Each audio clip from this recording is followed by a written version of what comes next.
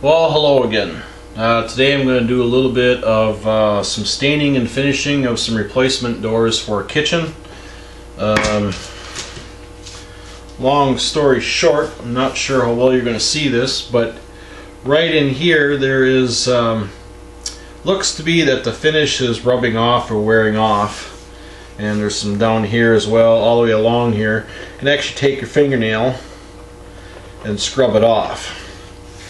I do know what happened here. This is something that I did here about 6 years ago. That's how old the kitchen is. Turns out to be that the stain, the base color, was not compatible with the rest of the finishing system. What I've learned as a valuable lesson moving forward is I use all the same stains and finishes from the one vendor or one manufacturer. That way I know that they're all compatible. Plus I usually look at the data sheets just to make sure that everything's compatible. And when I mean data sheets, I mean the technical data sheets, not the MSDS. The MSDS, Material Safety Data Sheets, will not tell you this. You need to actually look at the technical data sheets, and if you don't have easy access to them, make sure that you ask your supplier for them and to verify that all your stains and sealers and clear coats are all compatible with each other. Turns out to be that the wipe stain in here was not compatible with the clear coat I was using. Now, being that this is a drawer front for a sink base cabinet, it's actually a tip down front where it tips down, and there's a tray right here, and used to hold your sponges and so on and so forth. It's a high moisture area, but I don't know if you can see this, but here as well the finish is failing quite a bit. And what we have determined, or what I've determined along with people at the paint vendor I use, is that had this not been in a high moisture area, this probably would have held up. But because there's excessive moisture, it eventually works its way through the finish down to the wood, therefore everything lets loose after a while. So I made two new doors and a drawer front, and this here is the system. It's a wipe stain, sealer, a black glaze, and then a clear top coat again. Pretty simple.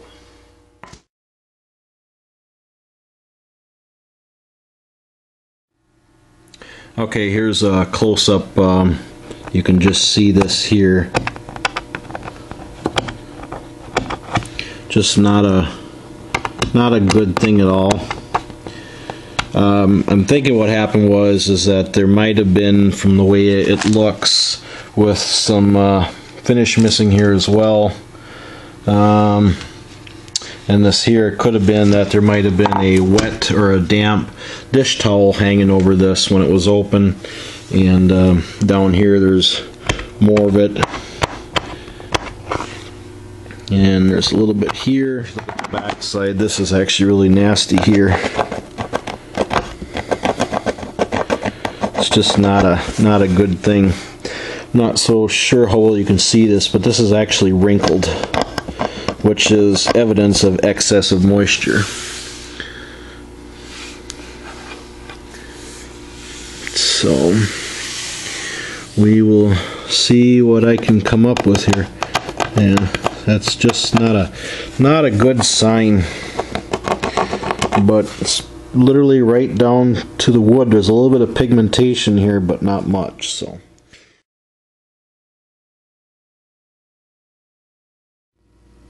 Okay, so here is the finishing schedule. This right here is the wiping stain on the bare wood.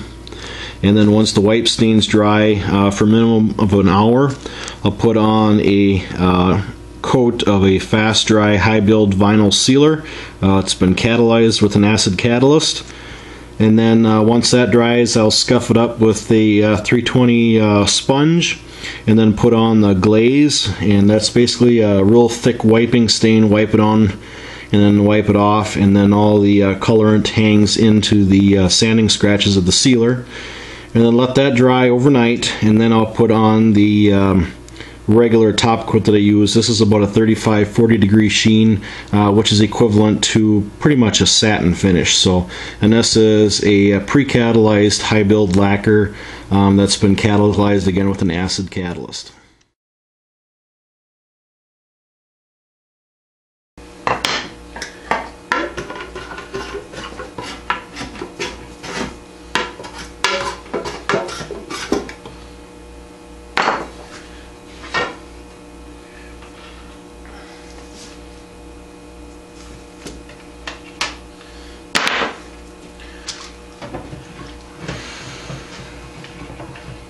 Okay, all I'm doing here is just making sure that the wipe stain is mixed up.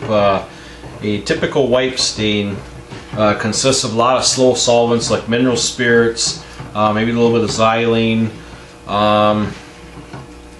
maybe a little bit of naphtha to help it bite a little bit, and then there's usually some inert products, which is probably something like diatomaceous earth, which is clay, used as an inert to kind of as a filler, help the stain basically flow out a little bit better, wipe a little bit easier without it penetrating too much. Stains made with just a straight mineral spirits tend to be a little more on the watery side, and they have a tendency of biting in, and then they have a tendency of bleeding out a little bit. So just recently, probably within the last 6 months, I started using the professional line. I guess I always did use a professional line, but this is a true solvent base. What I was using before was kind of like an oil modified. They were able to adjust it in the store with latex colorants, which I wasn't really excited about, but I started having the chemical coating store do all of my matches for me because they're a little bit more accurate than what they are in the store. But I have to say, ever since I started using these stains here, the match has come out dead on, and the stains are much nicer to work with. They're, like I said, a true solvent or oil-based wiping stain. And they also do spray-on stains, toners, dye stains, and glazes and so forth. So far I've really liked what I've gotten from them. But just making sure there is no subtilization or pigmentation on the bottom. And this looks good. Now the only drawback is to having the chemical coating store do my color matches is there's a minimum order of 1 gallon. And all I have is 1 drawer front and 2 doors. Probably only needed about a pint, but would have taken a quart, but I had to get it with minimum of 1 gallon. So alright, so the way I work this, let's see if I can move this stain without slopping it all over the place. Okay, I will stain the back first, and all I'll do is just take a cotton rag. You can buy a box of rags at your local hardware store, Ace, Home Depot, Menards, Lowe's, any painting supply. I typically sell a box or a bag of rags. I think it's a 5-pound box. Probably paid about $10 for it, maybe. But I don't know how many rags are in it. It's pretty much by the pound with an approximation. But just take a rag, kind of fold it up nice into a pad, and then I'll just dip the corner into it, and then I will start working the stain on the back side.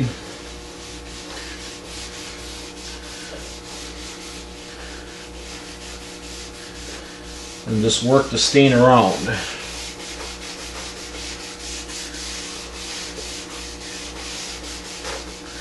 You can see how red and rich the stain is.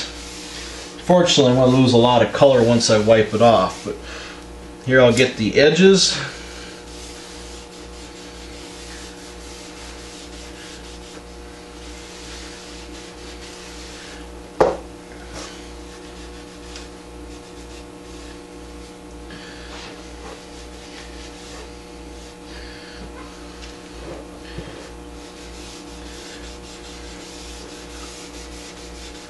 Anyways, take the clean rag and I'll wipe off the excess. As you can see, there's not much. I finished sanded all this, this is birch. I finished sanded all this with 150 with an orbital sander. And I did not record that part of the video because I wanted this to be more of a finishing video. Eventually, as I continue with my channel, I'll add more and more videos for different parts of the process, but I just want to do a quick one here on finishing. Thought it might be quick and simple. Okay, so here we go. This is the back side again. This is the drawer front, and the only part you really see is probably this outside perimeter.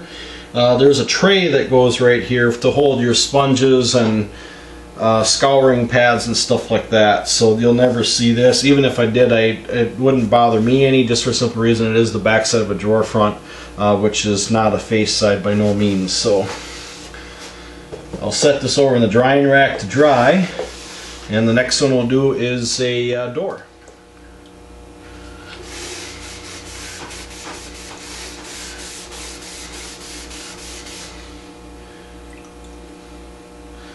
Now you might kind of wonder how I get this deep burgundy out of this color.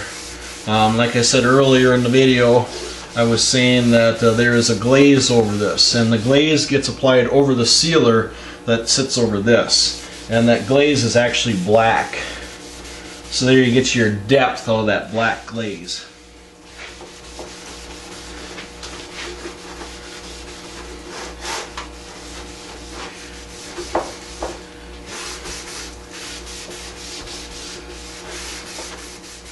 I'm not sure well you can see this, but this is faded already. Faded meaning it's starting to dry out to the point where the stain is flashing off and it's in its drying process. So I'm going to go ahead and flip these and wipe the other side.